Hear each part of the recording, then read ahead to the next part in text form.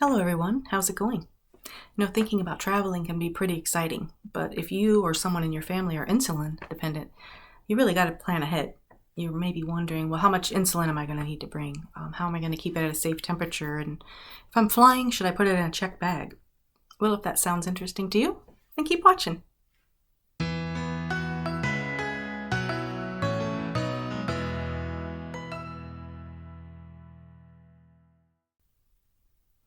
Yes, it can be exciting to think about getting away, going on a trip.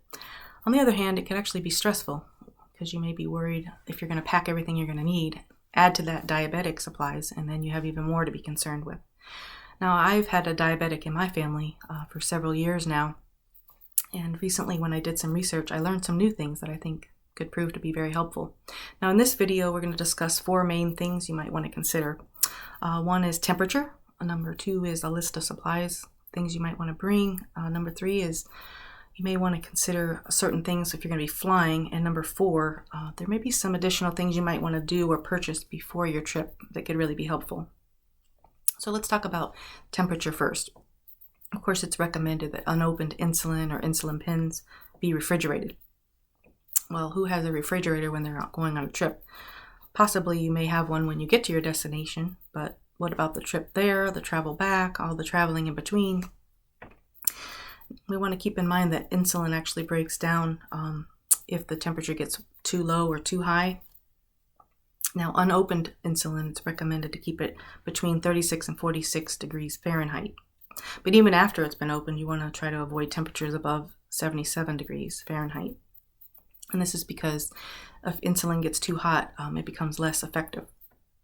But it can be challenging if you don't have a refrigerator and you're traveling. Now, there are some insulin products that can stay out of the refrigerator without losing potency. It varies depending on the kind that you have, but some are actually okay outside of the refrigerator from 10 to 56 days. You can check with the manufacturer information you have for your specific insulin, or if that's not on hand, you could consult with your pharmacist. Now, if you have an insulin pump, those usually need to be reloaded with insulin regularly, usually every 2 to 7 days. So you can check with your diabetic care team before you leave, just to make sure you can have enough depending on how long your trip's going to be. So what can you do for these products that do need to be kept cool?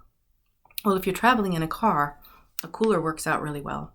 Because of course, when you're in the car, you can keep the temperature pretty reasonable. But if the car has to be sitting, it's not running, and it's going to be parked somewhere for a long time, the car could get extremely hot. So I did learn that insulin should never be frozen or made too cold. You should never put it in the freezer. And I thought it was interesting that said that insulin should really not have direct contact with ice packs. So you want to keep that in mind when you use a cooler. Now, once your insulin pens are open, they shouldn't be put back in the refrigerator.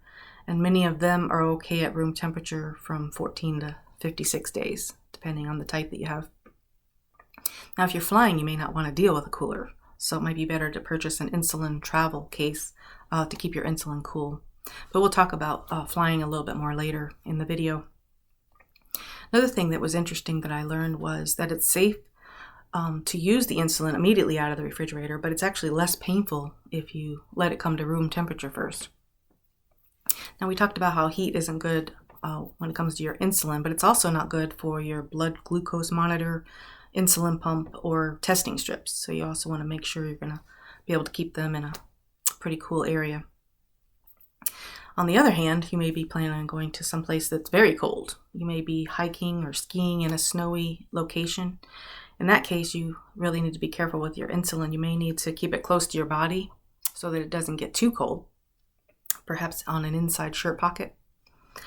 Now let's talk about a list of things that you may need to bring.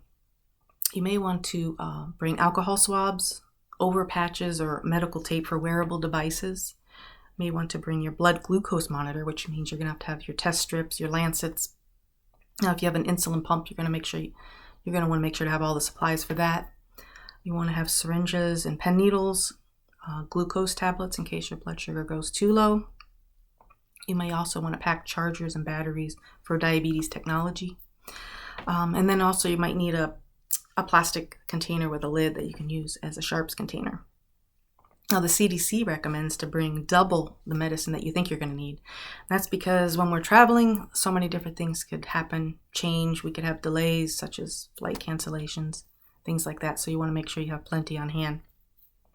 Well, next we're going to discuss some things you do want to consider if you're flying. Also some additional things you might want to do or purchase before your trip. But before we move on to that, I'd like to remind you to please like and subscribe if you're enjoying today's information. Also, just as a reminder, you can always check the links below to see where I gathered the information for this video.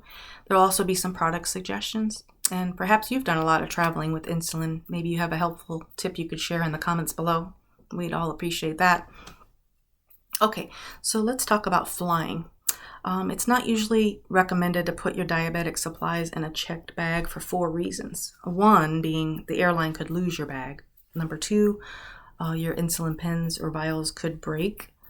Number 3, they might wind up being subjected to unsafe temperatures. And number 4, you won't have access to them if you need them. So as a diabetic, something you want to keep in mind when you go through security, people with diabetes are actually exempt from the liquid volume limit of 3.4 ounces. So that means that you can pack liquid medicines. You could even pack juice as a fast-acting sugar source. You can have gel ice packs, which is what comes usually in those insulin travel cases to help keep your insulin cool. Those are really nice. Now, if you have an insulin pump or a continuous glucose monitor, it's possible that the x-ray machine could damage them. So you always want to let the security agents know that you're carrying insulin before you go through the screening process. It's best to actually separate all your diabetic supplies. So when you go through that process, you could even ask or request for them to use the hand wand inspection instead of an x-ray, depending on the products and equipment that you have. Some extra things you might want to think about doing is you could fill out a U.S. Transportation Security Administration or a TPA notification card before you fly. Those are available online. You could print them out and fill them out. And this is a discreet way to inform the security agents about your medical condition. Another thing that would be a good idea is to keep a list of all your medications and dosages. Sometimes you could even list those on a medical alert card that you keep in your wallet. Some of the ones that you purchase will even come with a keychain, which will actually tell someone to check your medical card that's in your wallet in case there is an emergency. Another product that's helpful with this is to have a medical identification bracelet so that people will be aware that you're diabetic in case of an emergency.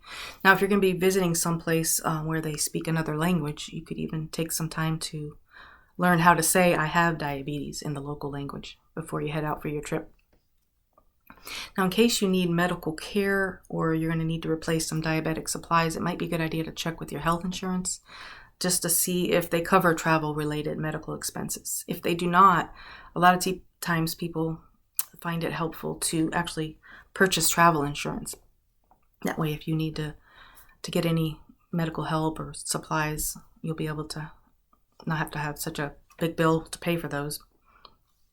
Now, another suggestion I saw that would be possibly very helpful is to even get a written prescription from your healthcare team before you leave, just in case you are going to need any of those items. Now, if you don't already have a continuous glucose monitor, it actually might come in handy to at least purchase for when you're on vacation. They can be a little bit pricey, even with insurance, depending on what your deductible and everything is. But it's really cool how they work. You can place the sensor in your arm and it can constantly track your glucose throughout the day. And this is really helpful when you're on vacation because you may actually be more active than you're used to being. You may even be more sedentary if you're on long drives or long trips. You might wind up eating more carbs. You might be dealing with a different time zone or different climate. And all these things could actually affect your blood sugar and cause you to need to adjust your medication.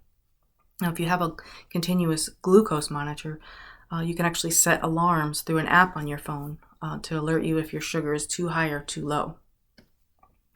The important thing is that you want to enjoy your vacation, and if you plan ahead and you prepare well, no matter what comes up or what delay happens, you won't have to worry so much. Now, it can be confusing when you're out of your schedule, so it is a good idea to set alarms on your phone or some other device just to remind you of when to take your medications. Now, many of these tips can actually prove to be very helpful even when we're not on a trip or we're not on vacation. Diabetes management is always important, because we want to remain as healthy as possible and we want to feel our best. Well, I hope you have enjoyed this information, and I hope to see you in the next video where we'll discuss another way we can improve our health.